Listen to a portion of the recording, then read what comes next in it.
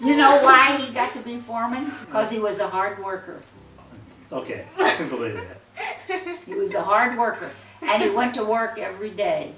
And you know, in those days, there was a lot of people that didn't go to work because of transportation. You know, we didn't have, in the county, Alpha Portland was in Afton, right there. You know where the cement company was there.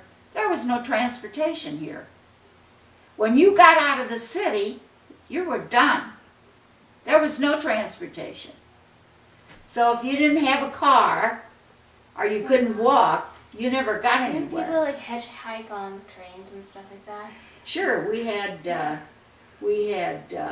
buses. We had buses, you know, but that was the only way to get around. So I don't know, but you know, like my dad, he had to work. You know, they didn't work 8 hours; they worked like 12 hours. They'd get a lunch break, but they had to work 12 hours. And my Uncle Pete, he worked. He was the blaster down at a place down in Afton. You know where they blasted the quarry down there? Mhm. Remember the big quarry down there? You know, Ruprecht's quarry? It was down in Afton. Is the You one know, off- you talking about the one off of Green Parks? yeah. That Okay. was Ruprecht Quarry many years ago, okay? And my uncle was the one that blasted, you know, set the dynamite off for when they would dig deeper into the, This is Baptiste? yeah. Uh-huh. That's how I lost an arm. Let's see the poem. Oh. Let's see what it Lost says.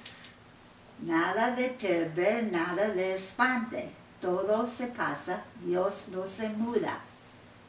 La paciencia todo la alcanza. Quien a Dios tiene. Nada le falta, solo Dios basta. Well, this is about having patience, and God looks after you, and you have to have patience and wait for the good to happen. Oh. Third, Doesn't I this guess. mean like in memory of Helen and Mhm. Sanborn? Let's see. A la memoria, yeah, de Helen y F. Sanborn, cuyo amor a España y universidad hacia. Well, this is this. You know what? This is the name of the area that of Institute International. That's a name of a company that she came from. And she's thanking them. Mi alma gratitudad sincera y profunda y dieren feliz inspiración a este libro. She wants to congratulate them on this book. She thinks it's a beautiful book that's written for learning, and she's from that institute, and she wants to thank them for her learning and then the publishing of the book. Huh. Oh yeah, it also says, this was made copyright in 1917. And we also found this little thing. Property of Miss... That was your instructor, I think. Elvira A. Magaz, 7728 South Broadway, St. Louis, Missouri, Cleveland High, 12/10/27.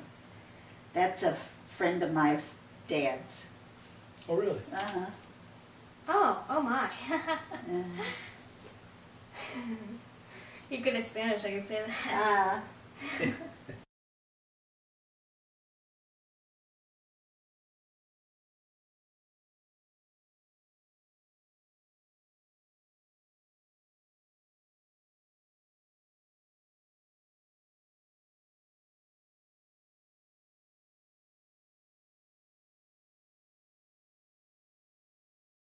But they're very confusing, because if I go to Mexico, I don't understand a word they say, because I can't grasp it. I'm not smart But when enough you to go grasp it. When we went to Panama, their dialect was very different. You know where Jeffrey's from. Their dialect was very different. So when I went over there, I have forgotten so much Spanish And the only thing I understood it more than I could think of the word to say. So anyway, I said to her, I said, well now, I said, you're gonna have to excuse me. I said this all in Spanish. I said, you're gonna have to excuse me because I said, I don't speak Spanish anymore. I don't have any reason to. I said, I haven't spoken Spanish in years. I said, since I was a girl, I don't have anybody to communicate with. You realize that? Over 50 years, I have nobody to communicate with in Spanish. So naturally, you forget a lot. You forget a lot. Now, I could pick up these books and I could start reading and there would be a lot that would come back, you know. But I don't have any use for it. So when I went over to Panama and I was talking to these ladies, you know, and they answered me and they talked and I answered them the best way I could in Spanish, you know. And this teacher says to me, she said, you know, it's amazing. She said, how you can do that. She said, for somebody that hasn't spoken a word in Spanish or has never had any time to even use it, I guess, my God, it must be 60 years, not 50 years, 60. And has never I was married to a German. You know, I never had any reason to ever talk Spanish to anybody. So when I went over there and I was talking to her, she told me, she said, you put Panamanians to shame.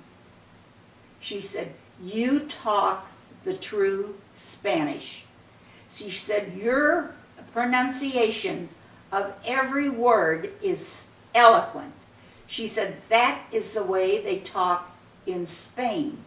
She said, in Panama, she said, we talk broken.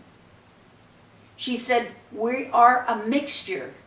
We are not true Spanish. You are true Spanish.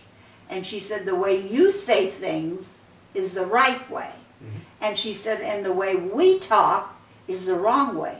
And she said, and for you to understand the way we talk is miraculous. Now that's exactly what she said to me. Because when you have a little dialect, a different dialect on a word, you know, if somebody says, ¿Cómo estás? How are you? Okay?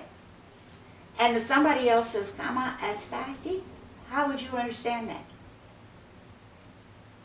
You wouldn't understand it. Since I learned the true Spanish and the right way to say things, it's very hard for me to gather a dialect. I could go to Mexico, I would probably understand more than you or he would.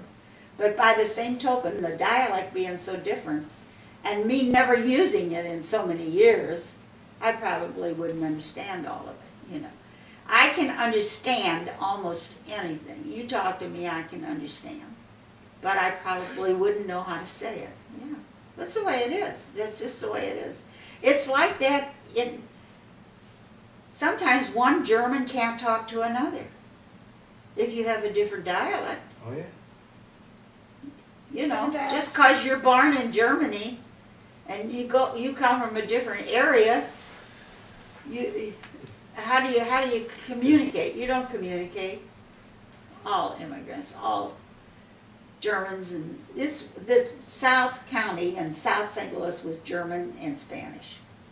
Well, that's what all my kids are, Spanish and German. Well, Everett's dad was English, so they got some English in them. But Jarvis is not German. No, Name. it's English. Okay. Yeah. I am not a mixture of any kind. No, You're pure. You're pure blood. You're pure. No mixing. None. Well, my mother's name is pretty common even in the United States. My mother's name was Gomez.